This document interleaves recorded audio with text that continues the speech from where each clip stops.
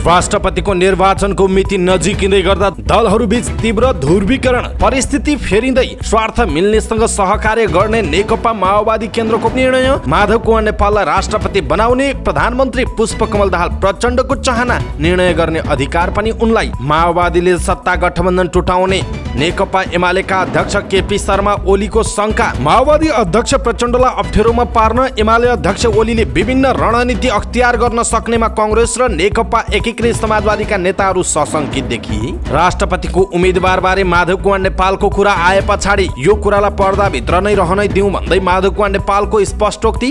कांग्रेसले आफै राष्ट्रपति उठाउने भन्दै शेखर कोइरालाले सुझाए 2 नाम। राष्ट्रपतिमा शेखर कोइरालाले देखेका 2 जना को हुन् त? यसको बारेमा पुरै जानकारी। यही व्यवस्थामा सर्वसम्मतिबाट राजालाई राष्ट्र प्रमुख बनाऊ भन्दै पूर्व राजा ज्ञानेन्द्र शाहका सचिवको प्रस्ताव। राष्ट्रपति निर्वाचनमा 881 जना मतदाता। गुणस्तरीय स्वास्थ्य सेवालाई सबै नागरिकको पहुँचमा पुर्याउनु राज्यको दायित्व रहेको राष्ट्रपति विद्यादेवी भण्डारीको भनाई। सरकार राष्ट्रिय स्वाधीनता र स्वाभिमानको रक्षा गर्न प्रतिबद्ध रहेको प्रधानमन्त्री पुष्पकमल दाहाल प्रचण्डको भनाई। वैज्ञानिक आविष्कार अगाडि नबढाई नेपालको विकास नहुने टिप्पणी। साउदीको जेलमा रहेका दिनेश कार्कीलाई उद्धार गरिदिन प्रधानमन्त्री पुष्पकमल दाहाल प्रचण्डलाई आग्रह। कर्मचारी सरुवामा अब भन्सुन नचल्ने संघीय मामिला तथा सामान्य प्रशासन मन्त्री अमनलाल मोदीको चेतावनी। रोगडा आयोजनामा उप प्रधानमन्त्री नारायण काजी श्रेष्ठको चासो। ठेकेदारसँग छलफल। ठेकेदारहरूले के भने त यसको बारेमा पुरै जानकारी। पोखरा अन्तर्राष्ट्रिय विमानस्थल नजिकै बुद्ध एयरको जहाजमा चरा ठोकियो। जहाजमा चराको रगत प्वाक भेटिएन भन्दै बुद्ध एयरको दाबी। बुद्ध एयरमा चरा ठोकिएको भिडियो सामाजिक सञ्जालमा भाइरल। इन्डिकेटरमा समस्या देखिएपछि उड्नै लागेको शौर्यको जहाज फिर्ता भयो। थाई एयरवेजले गर्दै आएको सेल्फ ग्राउन्ड ह्यान्डलिङ सेवा खारेज। गोर्खा भर्तीबारे आवाज उठाउन गोर्खा भूतपूर्व सैनिक संघ गेसोले सांसदहरूको ध्यानाकर्षण गरायो। दोहोरी गीत प्रतिष्ठानमा चुनावी गर्मी। अध्यक्षमा रीता थापा र पशुपति शर्मा आकांक्षी। आर्थिक लेनदेन गरे कारबाही गर्ने प्रतिष्ठानको भनाई। 30 लाख रुपैयाँ चोरी गरेको आरोपमा कपिलवस्तुबाट बाबु छोरा पक्राउ। दुधको मूल्य प्रति लिटर 10 रुपैयाँ बढाउने तयारी। सुनको मूल्य घट्यो, चाँदीको पनि स्थिर। टर्कीमा फेरि शक्तिशाली भूकम्प गयो। सिरियासँग सीमा जोडिएको देशको दक्षिणी क्षेत्रमा 6.4 म्याग्निच्युडको भूकम्प गएको जानकारी। र जारी आइसिसी पुरुष विश्वकप क्रिकेट लिग 2 मा रोहित पौडेलको ब्याटिङ र सन्दीप लामिछानेको बलिङमा स्कटल्यान्डमाथि नेपालको सनसनी जित। कठिन अवस्थामा स्कटल्यान्ड विरुद्ध रोहित पौडेलको अर्धशतक। दर्शक महानुभाव नमस्कार। समाचारपाटी.com को न्यूज बुलेटिनमा यहाँलाई हार्दिक स्वागत। म प्रहलाद चन्द्र घिमिरे। सदाको चाहिँ आज पनि हामी उपस्थित भएका छौँ आजका दिनभरिका महत्त्वपूर्ण समाचार, ब्रेकिङ न्यूज अपडेट लगायत तपाईँलाई काम लाग्ने हेर्नै पर्ने महत्त्वपूर्ण खबरहरू। भोलिबाट देशभर कहाँ के हुँदैछ, कस्ता खालका नयाँ नियम लागू हुँदैछन्, प्रचण्ड सरकारले नयाँ नियम के ल्याएको छ, राष्ट्रपतिमा को उम्मेदवार हुँदैछ र राष्ट्रपतिमा कसले जित्दैछ, एमाले कांग्रेस माओवादीले के गरिरहेका छन् तयारी, यसको बारेमा पुरा जानकारी दिनेछौँ। हामीलाई अन्तिमसम्म हेर्नुहोला। हाम्रो मेहनतका लागि यो भिडियोमा एउटा लाइक अवश्य गर्नुहोला। दर्शक महानुभाव पलपलको न्यूज अपडेटका लागि हाम्रो च्यानललाई तपाईले अहिलेसम्म सब्स्क्राइब गर्नुभएको छैन भने कृपया सब्स्क्राइब गर्नुहोस् अनि नजिकै आउने बेल आइकनलाई क्लिक गर्नुहोला। दैनिक रूपमा हेर्नुहुन्छ भने रेगुलर भनेर लेख्नुहोला। आज पहिलो चोटि हो भने फर्स्ट टाइम भनेर लेखिदिनु होला। देशभित्रबाट हेरिरहनु भएको छ भने आफ्नो रहेको गाउँ ठाउँ शहर जिल्लाको नाम लेख्नुहोला। विदेशमा हुनुहुन्छ भने कुन देशबाट हेरिरहनु भएको छ त्यो कुरा तलको कमेन्ट बक्समा कमेन्ट गर्नुहोला। आउनुहोस् दर्शक महानुभाव आजका महत्त्वपूर्ण समाचार सुरु गरौँ। माधव कुमार नेपाललाई राष्ट्रपति बनाउने पुष्पकमल दाहाल प्रचण्डको चाहनाको प्रसङ्गबाट। पुस 10 भन्दा अहिले परिस्थिति फेरिएको छ। गणतन्त्र, संविधानको रक्षा र शान्ति प्रक्रिया टुङ्गो लगाउने विषय हाम्रा स्वार्थ हुन्। यी स्वार्थ जोसँग मिल्छ त्यससँग सहकार्य हुन्छ। सरकारको नेतृत्वमा रहेका नेकपा माओवादी केन्द्रका उपाध्यक्ष तथा प्रवक्ता कृष्णबहादुर महराले पार्टीको पदाधिकारीको बैठकपछि यस्तो भनाई व्यक्त गर्नुभयो। एमालेलाई राष्ट्रपति बनाउने साझेदारी गर्दै माओवादी केन्द्रका अध्यक्ष पुष्पकमल दाहाल प्रचण्ड पुस 10 गते आलोपालोको पहिलो प्रधानमन्त्री नियुक्त हुनुभएको थियो। तर पुसको 26 गतेसम्म आइपुग्दा विपक्षी बेन्चमा पुगेको नेपाली कांग्रेसले पनि दाहाललाई प्रधानमन्त्रीमा विश्वासको मत दिएको थियो। कांग्रेस सहित प्रदेश र प्रतिनिधि सभा निर्वाचन अघिका साझेदार दलहरूको पनि समर्थन पाउनुभएका दाहालले पूर्ववत अवस्थामा परिवर्तन भएको भन्दै राष्ट्रपतिमा राष्ट्रिय सहमतिको प्रस्ताव अगाडि सार्नुभयो। प्रतिनिधि सभाको सभामुख निर्वाचन अघि माघ 3 गते सर्वदलीय बैठक बोलाएर राष्ट्रिय सहमतिको प्रस्तावलाई अगाडि बढाउनुभएका दाहालले पछिल्लो दिनमा कांग्रेस, नेकपा एकीकृत समाजवादी, नेकपा यसतर्फ हात बढाउनु भएको छ भने एमालेसँग दूरी बढाउँदै लाग्नु भएको छ। त्यसले एमालेलाई झस्काइरहेका बेला राष्ट्रपतिका विषयमा निर्णय लिन बोलाइएको बैठकको पूर्व सन्ध्यामा दाहालले कांग्रेस पदाधिकारी र नेकपा एकीकृत समाजवादीका अध्यक्ष माधव कुँवर नेपालसँग छलफल गर्नुभयो। प्रधानमन्त्रीको सरकारी निवास बालुवाटारमा कांग्रेसका नेताहरूसँग छलफल गर्नुभएका दाहालले सिंहदरबारमा माधव कुँवर नेपालसँग पनि कुराकानी गर्नुभयो। कांग्रेसका नेताहरूलाई राष्ट्रपतिमा सहयोग गर्ने वचन दिनुभएका प्रचण्डले माधव कुँवर नेपालसँग राष्ट्रपति र उहाँको चाहनाको विषयमा छलफल गर्नुभयो। त्यस लगत्तै पार्टीको मुख्यालय पेरिस टाढामा बसेको पदाधिकारी बैठकले प्रधानमन्त्री नियुक्त हुँदा अवस्था फेरिएको निष्कर्षसहित संविधान र शान्तिका पक्षधरसँग मिलेर राष्ट्रपति निर्वाचनमा जाने निष्कर्ष निकालेको छ।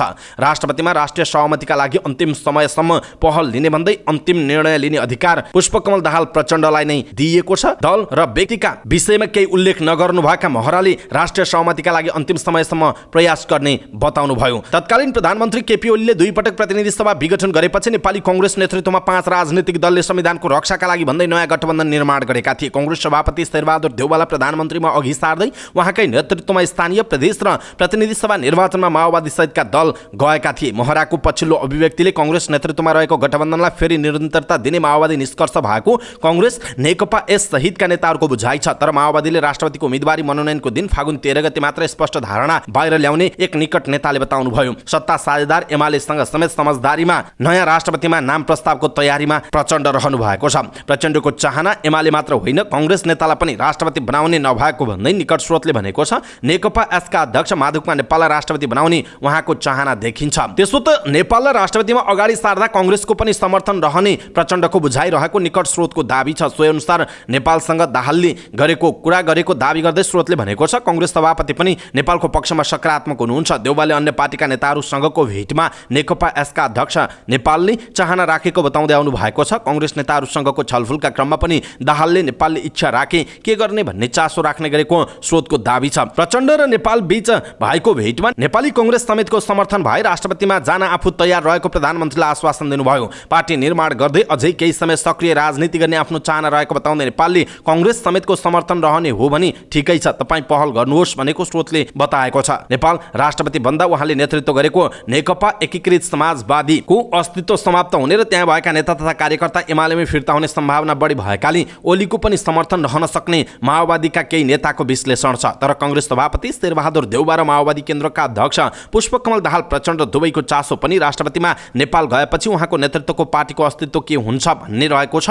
नेपाल नेतृत्वको पार्टी एमालेमा विलय हुने अवस्थामा सरकार गठन र विघटनमा सोही पार्टी निर्णायक बन्ने अवस्था आउन सक्नेमा दुवै नेताहरूको चासो र चिन्ता रहेको निकटहरूको बुझाइ छ। दाहालसँगको भेटमा राष्ट्रपतिमा राष्ट्रिय सहमतिको प्रयास गर्न सुझाएको जानकारी दिँदै नेपालले सञ्चारकर्मीसँग भन्नुभएको छ हाम्रो समझदारी बलियो होस् र लामो यात्रामा जाउँ भनेको छु उहाँको भनाइरहेको छ। अध्यक्ष नेपालप्रति कांग्रेस सभापति सहित नेताहरू लचिलो रहे पनि सिङ्गो पार्टी अरूलाई समर्थन गर्नेमा एकमत हुने अवस्था नभएको पनि कांग्रेस पार्टीभित्रै बुझाइ छ। कांग्रेस नेताहरूले सार्वजनिक रूपमा पार्टीले अघि सारेको व्यक्ति राष्ट्रपति बन्ने बताउँदै आएको भन्दै नेकपा एकीकृत समाजवादीका एक नेताले भन्नुभएको छ हुने नै अवस्था आयो भने त्यही अनुसार सोचौँला उहाँको भनाइरहेको छ। राष्ट्रपतिमा कांग्रेसले चुनाव जितेर लिने दाबी गर्दै कांग्रेस नेता शेखर कोइरालाले सिन्धुलीमा आयोजित कार्यक्रममा नेपाली कांग्रेसको उम्मेदवार हुन्छ र जित्छ यसमा म ढुक्क छु, नेपाली कांग्रेसले पाउने होइन लिने हो, कांग्रेसले राष्ट्रपतिमा नेता रामचन्द्र पौडेललाई अगाडि सार्ने निश्चित प्राय छ। यद्यपि नेता कृष्णप्रसाद सेटौला, गोपालमान श्रेष्ठ सहितका नेताहरूले आकांक्षा राख्दै आएका छन्।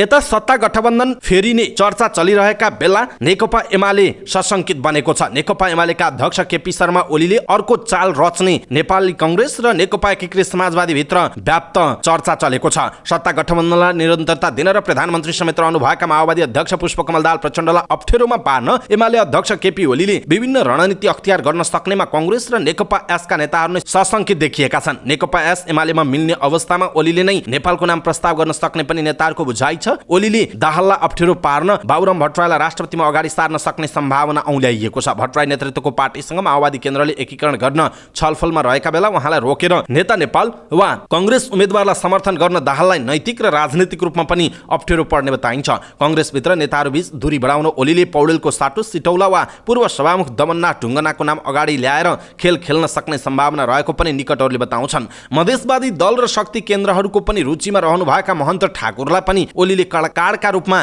राष्ट्रपतिमा अगाडि सार्न सक्ने कांग्रेस माओवादीका नेताहरूको बुझाइ छ। सकेसम्म एमाले र अझ ओलीले नै चाहेको व्यक्तिलाई राष्ट्रपति बनाउन उहाँ केपी ओलीले अधिकतम प्रयास गर्नुहुन्छ। माओवादीका एक पदाधिकारीले भनेका छन् त्यो सम्भव नभएको अवस्थामा प्रधानमन्त्रीलाई अप्ठ्यारो बनाउन उहाँले शक्ति केन्द्रहरूको चासोका विभिन्न पात्र र व्यक्तिलाई अगाडि सार्ने सम्भावना छ।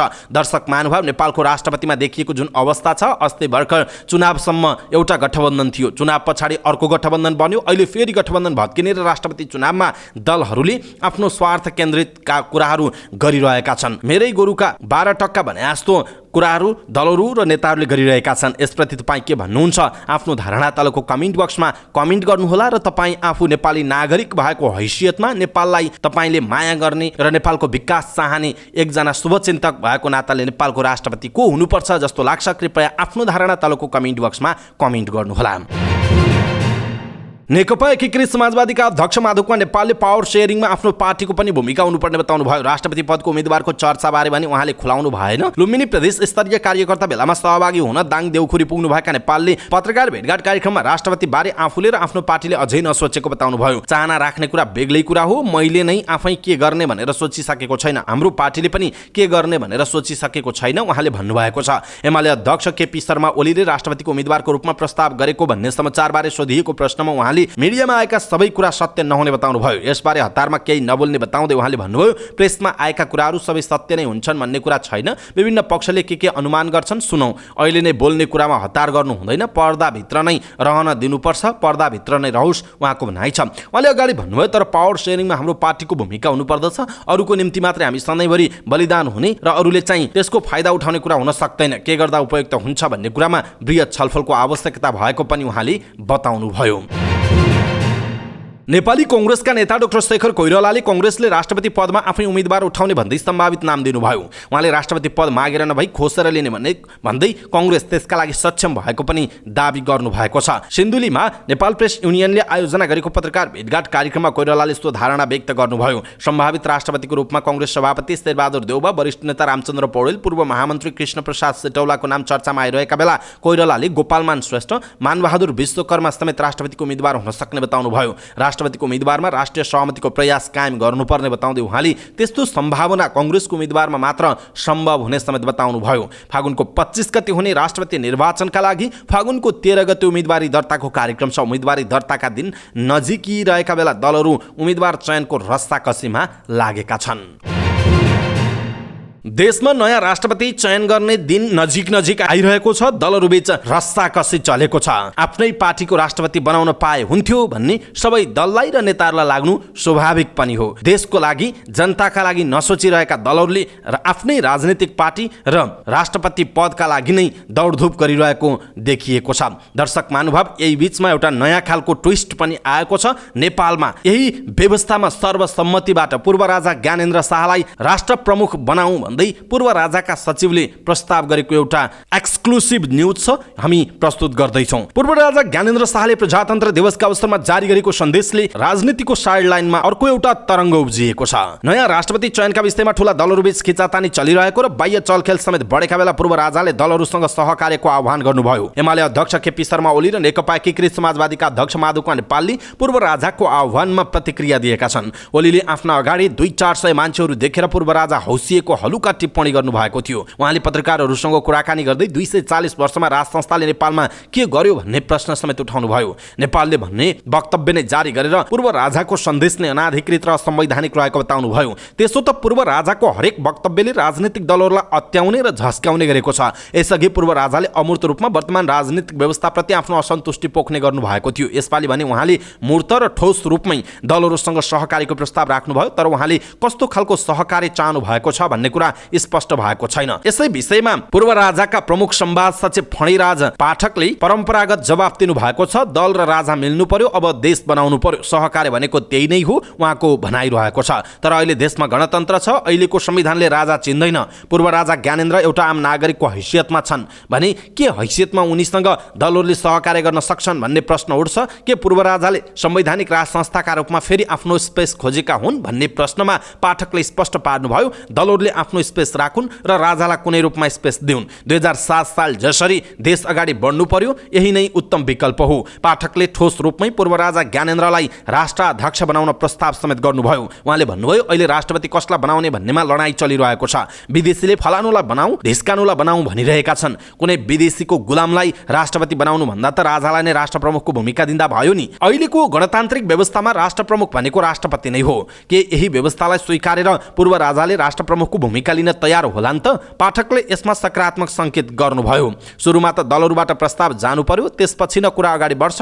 पहिले प्रस्ताव गरौँ, त्यसपछि म खान्न भनेर पक्कै भन्नुहुन्न होला। हाउसले नै राजा ज्ञानेन्द्रलाई राष्ट्र प्रमुखका रूपमा राख्ने भनेर सर्वसम्मत निर्णय गरे भइगयो नि, उहाँले भन्नुभएको छ। पूर्व राजाले आफ्नो वक्तव्यमा देश ओह्रालो लागेको भन्दै अब मौन बस्न नसक्ने पनि बताउनुभयो। यसको अर्थ उहाँले संविधानमा आफ्नो स्पेस खोज्न कुनै राजनीतिक मुभ लिँदै हुनुहुन्छ। पाठकले यो सम्भावनालाई पनि नकार्नु भएन। उहाँले भन्नुभयो यत्रो वर्ष पर्खेर सहेर बस्नु भएकै हो, संयम राख्नु भएकै हो। दलहरूले साह्रै पेल्ने हो भने उहाँले पनि आफ्नो स्पेसका लागि केही नगरी बस्नु होला र उहाँको प्रश्न छ। तर पूर्व राजाले कस्तो मुभ लिन सक्छन् भन्नेमा उहाँले केही बताउनु भएन। राजाले आफ्नो स्ट्राटेजी सबै हामीलाई पनि भन्नुहुन्न नि, पाठकले भन्नुभयो। पूर्व राजाले यसअघि दोस्रो जनआन्दोलनका बेला आफूसँग भएको सहमति पालना नगरेर दलहरूले धोकाधडी गरेको आरोप लगाउँदै आउनु भएको छ। दलहरूले चाहिँ त्यस्तो कुनै समझदारी नभएको दावी गरेका छन्। पूर्व सचिव पाठक दलहरू र राजा बीच राजसंस्थालाई स्पेस दिएर देशमा प्रजातन्त्र बहाली गर्ने सहमति भएको बताउँछन्। त्यो लिखित रूपमा थिएन। राजाले कसैसँग लिखित सहमति गर्ने कुरा पनि हुँदैन। 5 वटा बुँदामा भद्र सहमति भएको थियो, तर त्यसमा दलहरू इमान्दार भएनन्, उहाँले भन्नुभयो। यति बेला राजसंस्थाको वकालत गर्दै आएका भुरे टाकुरे शक्तिहरू थुप्रै छन्, तर निर्णायक ढङ्गले राजसंस्थाको मुद्दालाई कुनै भरपर्दो शक्ति नहुँदा पनि पूर्व राजा आफै अग्रसर भएको देखिन्छ। दलहरूले चाहे आफ्ना प्रतिनिधिहरू मार्फत संवाद अगाडि बढाउने उहाँको मनस्थिति छ। पाठक भन्छन् राजाले आफ्नो प्रस्ताव राखिदिनु भएको छ। अब यसलाई कसरी लिने दलहरूको कुरा हो। समयको माग अनुसार चल्नुपर्छ। यो देशलाई बचाउने हो, नेपाल देशको अस्तित्व राख्ने हो भने दल र राजा मिल्नुपर्छ, उहाँको भनाइ छ।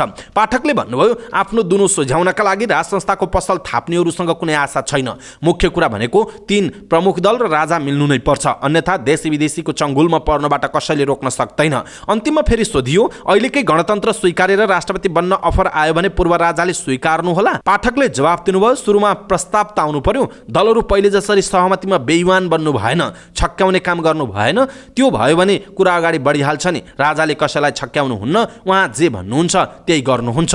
पूर्व राजाका सचिवको प्रस्ताव यही व्यवस्थामा सर्वसम्मतिबाट राजालाई राष्ट्र प्रमुख बनाऊ भन्दै पूर्व राजाका सचिव फणिराज पाठकले दिएको धारणा नेपाल प्रेसमा प्रकाशित छ। हामीले यहाँहरूमा आज समय सान्दर्भिक ठानेर प्रस्तुत गर्यौं। तपाईलाई कस्तो लाग्यो आफ्नो धारणा तलको कमेन्ट बक्समा कमेन्ट गर्नुहोला। दर्शक महानुभाव, यही व्यवस्थामा सर्वसम्मतिबाट कुनै पनि दलको प्रतिनिधित्व नहुने, कुनै पनि दलले नभन्ने र राजालाई पूर्व राजा ज्ञानेन्द्र शाहलाई सबैको प्रतिनिधिको रूपमा यही व्यवस्थामा अहिलेकै संघीय लोकतान्त्रिक गणतन्त्रात्मक व्यवस्थामा राजा एउटा सामान्य नागरिकको तर्फबाट राजाको रूपमा होइन, सामान्य नागरिकको तर्फबाट राष्ट्र प्रमुख बनाउँदाखेरि तपाईलाई कस्तो लाग्छ? यही व्यवस्थामा पूर्व राजा ज्ञानेन्द्र शाह राष्ट्र प्रमुख बन्दा तपाईलाई कस्तो लाग्छ? आफ्नो कुरा तलको कमेन्ट बक्समा कमेन्ट गर्नुहोला।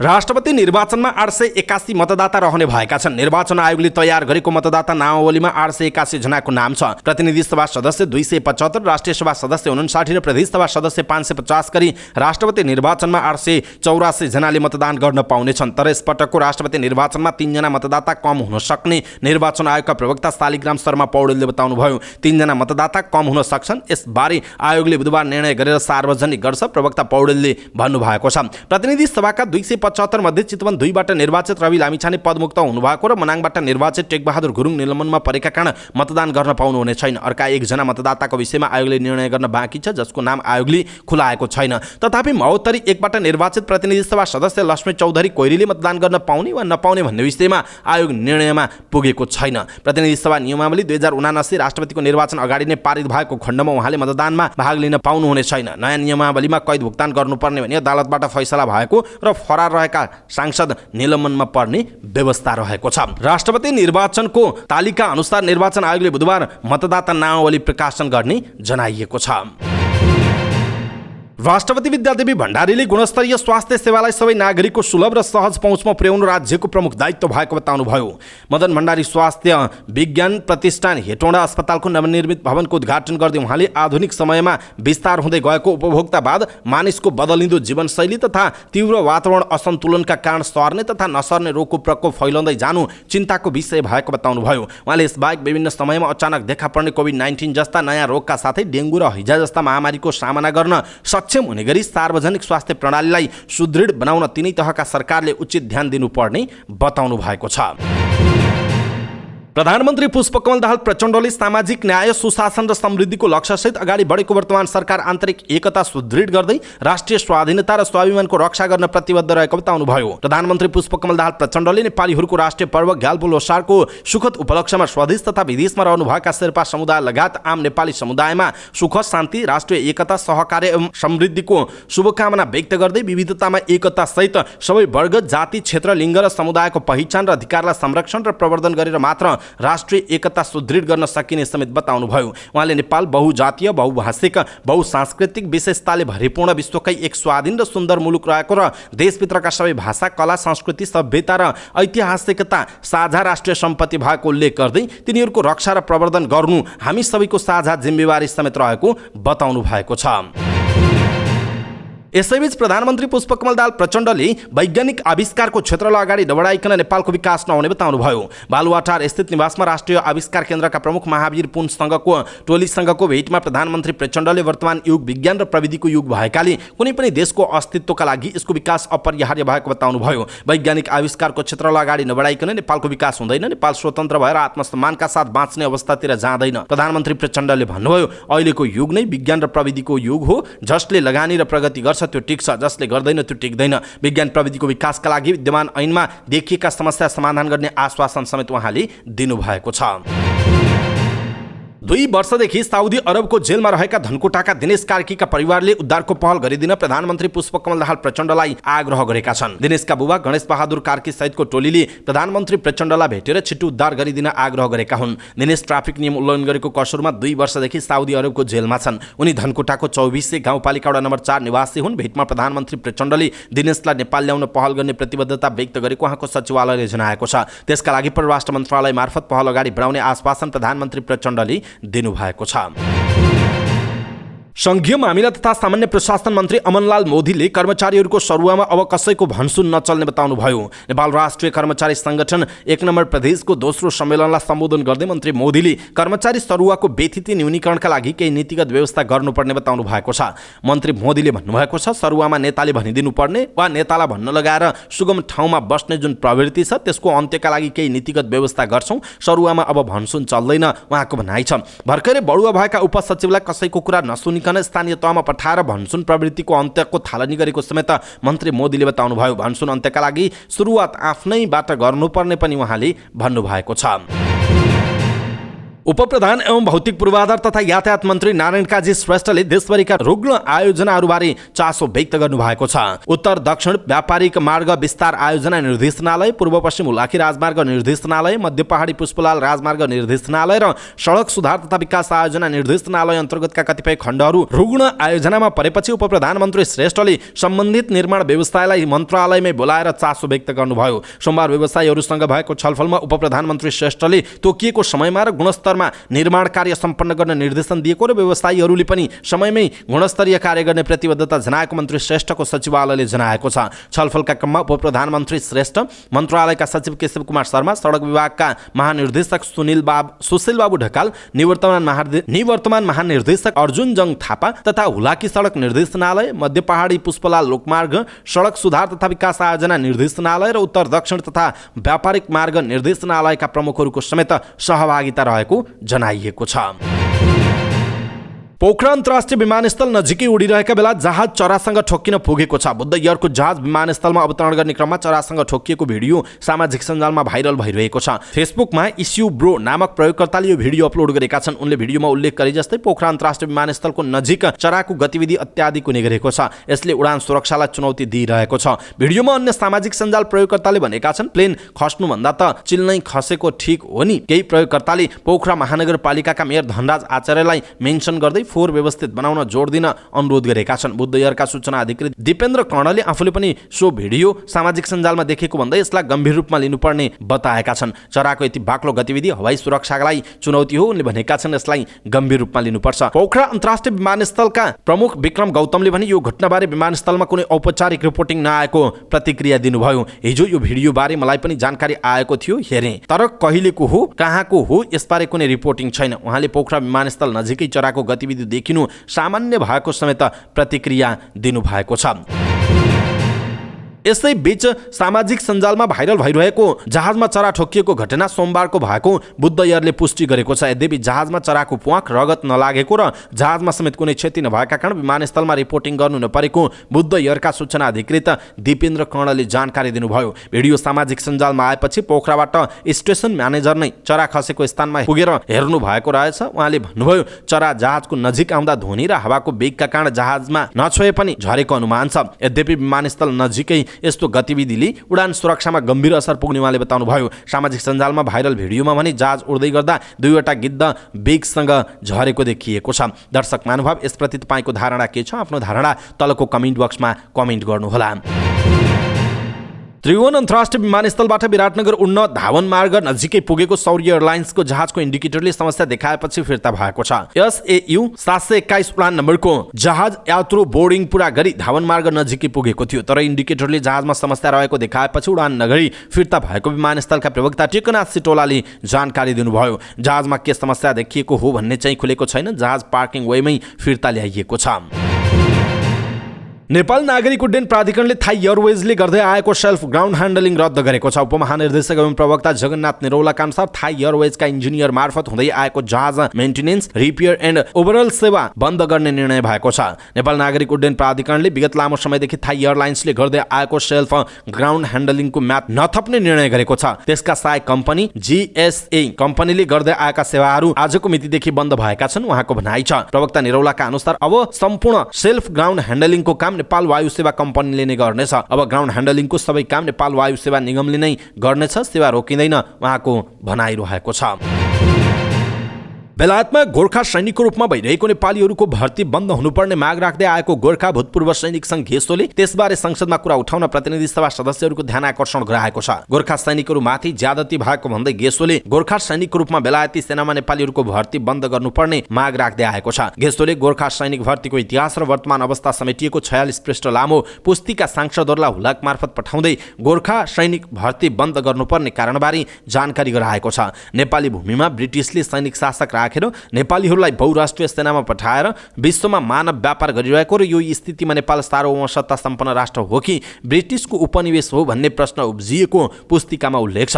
ब्रिटिस सेनाका नेपालीहरूलाई विश्वमा नेपालसँग कूटनीतिक सम्बन्ध रहेका मित्र राष्ट्रहरू विरुद्ध युद्ध लडाएर नेपालको असंलग्न परराष्ट्र नीतिको धज्जी उडाइएको समेत उल्लेख छ। नेपालको संविधान विपरीत नेपाली भूमिमा ब्रिटिस सैनिक क्याम्प राख्ने अनुमति दिएर नेपालको सार्वभौम सत्तामाथि ठाडो अतिक्रमण भएको भन्दै गेसोका सभापति पदमबहादुर गुरुङले सर्वोच्चमा 2078 चैत 9 गते रिट समेत लिएर पुग्नु भएको थियो। ब्रिटिस सैनिक क्याम्पले अपूरणीय क्षति पुर्याएको भन्दै उहाँले त्यसको क्षतिपूर्ति लिएर नेपाली भूमिबाट अविलम्ब ब्रिटिस सैनिक क्याम्प हटाउन नेपाल सरकारको नाममा परमादेश जारी गर्नुपर्ने रिट निवेदनमा उल्लेख गर्नु भएको थियो, तर उक्त रिट दर्ता गर्न सर्वोच्च प्रशासनले मानेन। यो नेपाल, भारत र बेलायत तीन देशबीच भएको त्रिपक्षीय सन्धिको विषय भएको र अदालतबाट निरूपण हुन नसक्ने विषयमा प्रवेश गर्न नसकिने भन्दै सर्वोच्चले रिट दरपेट गरिदिएको हो।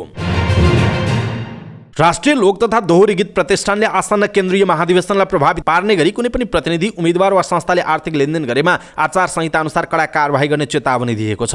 अध्यक्ष रमेश बेइजी र महासचिव सुभाष केसीले वक्तव्य जारी गर्दै सम्भावित लेनदेन रोक्न सचेत गराएका छन्। विज्ञप्तिमा भनिएको छ, महाधिवेशनको नाममा मत प्रभावित हुने आशय राखेर कोही कसैसँग लेनदेन गरेको, यो लेनदेन गर्ने आशय सहितको कुरा गरेको प्रमाण फेला परेमा त्यसरी कुरा गर्ने प्रतिनिधि, उम्मेदवार वा संस्था जो कोहीलाई पनि केन्द्रीय समितिले आफ्नो आचार संहिताको अधीनमा रही कडाभन्दा कडा कारबाही गर्ने बेहोरा जानकारी गराइन्छ भनिएको छ। फागुनको 12 गतेदेखि 14 गतेसम्म धादिङमा हुन लागेको 8औं केन्द्रीय महाधिवेशनको सन्दर्भमा संस्थाले चेतावनीपूर्ण वक्तव्य जारी गरेको हो। महाधिवेशनले आगामी 3 वर्षका लागि नयाँ कार्य समिति निर्वाचित गर्ने तयारी छ, जसका लागि चुनावी माहौल तातिएको छ र केही कलाकारले उम्मेदवारी घोषणा गर्ने तयारी गरेका छन्। वर्तमान कार्य समितिमा वरिष्ठ उपाध्यक्ष समेत रहनु भएकी रिता थापा मगर अध्यक्षको उम्मेदवार बन्ने तयारीमा हुनुहुन्छ। जितेको खण्डमा उहाँ प्रतिष्ठानको पहिलो महिला अध्यक्ष बन्नुहुनेछ। अहिलेका प्रथम उपाध्यक्ष उपाध्यक्ष पशुपति शर्मा पनि अध्यक्षका आकांक्षी हुनुहुन्छ। अहिलेका द्वितीय उपाध्यक्ष रामजी खाँड प्रथम उपाध्यक्षका लागि आकांक्षी हुनुहुन्छ। महिला उपाध्यक्षमा राधिका हमालले कार्यकाल दोहोर्याउने मनस्थिति बनाउनु भएको छ।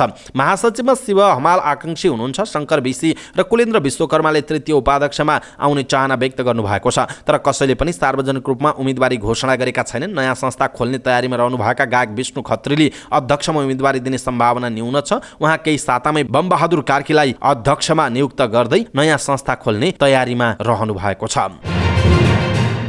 कपिलवस्तुको तौली हवा स्थित फलफुल व्यापारीको 30 लाख रुपियाँ लुकाएर चोरी गरेको आरोपमा एक स्टिल फर्निचर मर्मत केन्द्रका मालिक र उनका छोरा पक्राउ परेका छन्। तौली हवाको बस पार्कमा रहेको स्टिल फर्निचर मर्मत केन्द्रका मालिक एस मोहम्मद फकिर र उनका छोरा इसराज फकिर चोरीको आरोपमा पक्राउ परेका हुन्। कपिलवस्तु नगरपालिका वडा नम्बर 1 का फलफुलका थोक व्यापारी सनी उल्लाह कुजाडाले आफ्नो बिग्रिएको दराज मर्मत गर्न गत फागुन 1 गते आफ्नो श्रीमती रेशमा कुजडा मार्फत सो मर्मत केन्द्रमा दराज पठाएका थिए। केही दिन अघि फलफुल व्यापारी कुजडाले आफ्नो श्रीमती रेशमालाई 30 लाख रुपियाँ नगद राख्न दिएका थिए। रेशमाले सो रकम त्यही दराजको लकरमा राखेकी थिइन्। फलफुल व्यापारीको घरमा विवाह परेकाले सबैजना त्यसमा व्यस्त थिए। दराजको लकरमाथि समेत 4.5 लाख रकम राखिएको थियो, जुन रकम रेशमाले निकालेर घरमै राखेकी थिइन्। रेशमाले सो दराज मर्मत गर्न फर्निचर मर्मत केन्द्रमा पठाइन्, तर लकरमा रहेको 30 लाख रुपियाँ भन्ने निकाल्न बिर्सिन्। फागुन 4 गते फलफुल व्यापारी सनी उल्लाहले सो पैसा श्रीमतीसँग माग्दा 30 लाख मर्मत गर्न भनी पठाएको दराजमै रहेको बताइन्। त्यसको केही बेरमै व्यापारी सनी र उनका भाइ सहित मर्मत केन्द्रमा पुगेर पैसा दिन आग्रह गरे, तर फर्निचर मर्मत व्यापारी एस मोहम्मदले आफूलाई त्यसबारे केही जानकारी नभएको बताए। फलफुल व्यापारीले तत्कालै तौली हवा वडा प्रहरी कार्यालयमा मौखिक उजुरी दिएका थिए। उजुरी लगत्तै फर्निचर मर्मत केन्द्रका मालिक एस मोहम्मदको घरमा खान तलासी गर्दा 24,77,000 नगद फेला परेको प्रहरी नायब प्रेक्षक मीन बहादुर घलेले बताउनुभयो। फर्निचर मर्मत व्यापारीले केही पैसा खर्च भएको प्रहरी समक्ष बयान दिएका छन्। एस मोहम्मद फकिर र निजको छोरा 21 वर्षका इसराज फकिरलाई पक्राउ गरी अनुसन्धान कार्य भइरहेको प्रहरी उपरीक्षक घलेले बताउनुभयो। दुवैमाथि चोरीको मुद्दा लगाइएको छ। सरकारले दूधको मूल्य बढाउने तयारी गरेको छ। राष्ट्रिय दुग्ध विकास बोर्डले महँगीलाई कारण देखाउँदै दूधको मूल्य प्रति लिटर 10 रुपियाँले बढाउने प्रस्ताव कृषि तथा पशुपक्षी विकास मन्त्रालयमा गरेसँगै सरकारले मूल्य बढाउने तयारी गरेको हो। गत 2 फागुनमा बोर्डले मन्त्रालयलाई मूल्य विश्लेषण प्रतिवेदन बुझाएको थियो, जस अनुसार लिटरमा 14 रुपियाँसम्म लागत महँगिएको भए पनि 10 रुपियाँ मात्र बढाउन सिफारिस गरिएको राष्ट्रिय दुग्ध विकास बोर्डले जनाएको छ। ब्याजदर, इन्धनमा भएको मूल्य वृद्धि र दाना चोकरको मूल्यका कारण किसानहरू नोक्सानीमा गएको देखियो। बोर्डका निमित्त कार्यकारी निर्देशक बालक चौधरीले भन्नुभयो, किसान बचाउनका लागि 10 रुपियाँसम्म मूल्य बढाउनु पर्ने देखियो उहाँको भनाइरहेको छ। चौधरीका अनुसार किसानको दुग्ध उत्पादन लागतबारे बोर्डले 7 प्रदेशमा अध्ययन गरेको थियो, जस अनुसार मूल्य बढाउने पर्ने देखिएको उहाँले बताउनुभयो। बोर्डले गत फागुन 2 मा मूल्य बढाउने बारेको अध्ययन प्रतिवेदन मन्त्रालयका सचिवलाई बुझाएको थियो। मूल्य बढ्न प्रतिवेदन बारे मन्त्रालयले थप छलफल गरेर मन्त्री परिषदमा मूल्य सिफारिस गर्नेछ। सरकारले मूल्य बढाउने बारे निर्णय लिनुपर्ने जनाइएको छ। तर कृषि मन्त्रालयका प्रवक्ता प्रकाश कुमार सञ्जेलले दूधको मूल्यबारे जानकारी नभएको बताउनुभयो। मैले पनि बाहिरबाट कुरा सुने, प्रक्रियामै रहेको कुरा थाहा हुन्न, निर्णय भएर आएपछि मात्रै जानकारी हुन्छ उहाँको भनाइ छ। गत वर्ष माघ 28 मा पनि सरकारले सबै प्रकारका दूधको उपभोक्ता मूल्य लिटरमा 9 देखि 14 रुपियाँसम्मले बढाएको थियो। मंगलबार सुनको मूल्य बढेको र चाँदीको मूल्य घटेको छ। नेपाल सुन चाँदी व्यवसायी महासंघका अनुसार आज छापावाल सुनको मूल्य तोलामा 200 रुपियाँले घटेर 1,03,000 रुपियाँ कायम भएको छ। तेजाबी सुनको मूल्य 1,02,500 र चाँदीको मूल्य 1,290 रुपियाँमा स्थिर छ। सोमबार 1,03,200 रुपियाँमा छापावाल, 1,02,700 रुपियाँमा तेजाबी सुनको कारोबार भएको जनाइएको छ। टर्कीमा फेरि शक्तिशाली भूकम्प गएको छ। सिरियासँग सीमा जोडिएको देशको दक्षिणी क्षेत्रमा सोमबार राति 6.4 म्याग्निच्युडको भूकम्प गएको हो। नयाँ भूकम्पमा पनि 3 जनाको मृत्यु भएको छ। भूकम्पको सिरियामा पनि प्रभाव परेको छ। 2 देशमा गरी 600 भन्दा धेरै घाइते भएको अन्तर्राष्ट्रिय सञ्चार माध्यमले जनाएका छन्। केही समय अगाडि मात्रै सोही क्षेत्रलाई केन्द्रबिन्दु बनाएर 7.8 म्याग्निच्युडको शक्तिशाली भूकम्प जाँदा त्यहाँ 44,000 भन्दा धेरैको मृत्यु भएको थियो। उक्त शक्तिशाली भूकम्पको उद्धार र राहतको कार्य नसकिँदै फेरि अर्को भूकम्प गएपछि टर्कीमा थप समस्या भएको बताइएको छ। भूकम्पले टर्कीमा भौतिक संरचनाहरूमा पनि ठूलो क्षति पुगेको छ। ती भग्नावशेषहरूमा मानिसहरू फँसिरहेका छन्। उनीहरूको उद्धार कार्य भइरहेको त्यहाँका अधिकारीहरूले बताए छन्। हार नजिक पुगेको नेपालका लागि कप्तान रोहित पौडेलले जारी आइसिसी पुरुष विश्वकप क्रिकेट लिग 2 अन्तर्गत स्कटल्यान्ड विरुद्ध अर्धशतक प्रहार गरेका छन्। कीर्तिपुर स्थित त्रिवी क्रिकेट मैदानमा स्कटल्यान्डले दिएको 213 रनको लक्ष्य पछ्याउने क्रममा नेपालले 7 विकेट गुमाएको अवस्थामा रोहितले 54 ओभरमा 4 चौका र 2 छक्का सहित अर्धशतक प्रहार गरेका हुन्। कप्तान रोहित पौडेलले अर्को एउटा उत्कृष्ट इनिङ्स खेल्दै नेपाललाई स्कटल्यान्ड विरुद्ध महत्त्वपूर्ण जित दिलाएका छन्। हारको सङ्घारमा पुगिसकेको टिमलाई उद्धार गर्ने क्रममा उनले 9औं विकेटका लागि करण केसीसँग निर्णायक साझेदारी गरेका छन्। लगातार चौथो पटक टस जितेपछि नेपालले चौथो पटक नै फिल्डिङ रोजेको थियो। सन्दीप लामिछानेले उत्कृष्ट बलिङ गर्दै 4 विकेट लिएपछि स्कटल्यान्ड 212 रनको मध्य स्कोरमा समेटियो। तर यस अघिका म्याचको तुलनामा कठिन पिचमा नेपाली ब्याट्सम्यानहरूले रनका लागि निकै सङ्घर्ष गरे। कुनै पनि ब्याट्सम्यानले सेटल भएर खेल्न नसक्दा नेपालले 138 रनमै 8 विकेट गुमाउन पुग्यो। हार निश्चित देखिएको अवस्थाबाट रोहितले नेपाललाई जोगाए। उनलाई करणले बलियो साथ दिएका छन्। यसरी रोहितको ब्याटिङ र सन्दीपको बलिङमा स्कटल्यान्डमाथि नेपालले सनसनी जित निकालेको छ। यसप्रति खेलाडीहरूलाई तपाईँ के भन्नुहुन्छ? आफ्नो धारणा तलको कमेन्ट बक्समा कमेन्ट गर्नुहोला। अवस्था दर्शक महानुभाव, आजका महत्त्वपूर्ण समाचार, ब्रेकिङ न्युज अपडेट लगायत तपाईँलाई काम लाग्ने हेर्नै पर्ने महत्त्वपूर्ण खबरहरू यति नै। हामीले प्रस्तुत गरेका यी समाचारहरूप्रति तपाईँको धारणा के छ? आफ्नो धारणा तलको कमेन्ट बक्समा कमेन्ट गर्नुहोला। हाम्रो मेहनतका लागि यो भिडियोमा एउटा सानो लाइक अवश्य गर्नुहोला। दर्शक महानुभाव, पलपलको न्युज अपडेटका लागि हाम्रो च्यानललाई तपाईँले अहिलेसम्म सब्स्क्राइब गर्नुभएको छैन भने कृपया सब्स्क्राइब गर्नुहोस् अनि नजिकै आउने बेल आइकनलाई क्लिक गर्नुहोला। पलपलको न्युज अपडेटका साथ नेपाली समयअनुसार भोलि बिहान 5 बजे फेरि हाम्रो भेट हुनेछ। तपाईँ समाचार पार्टी हेर्दै गर्नुहोस्। नमस्कार।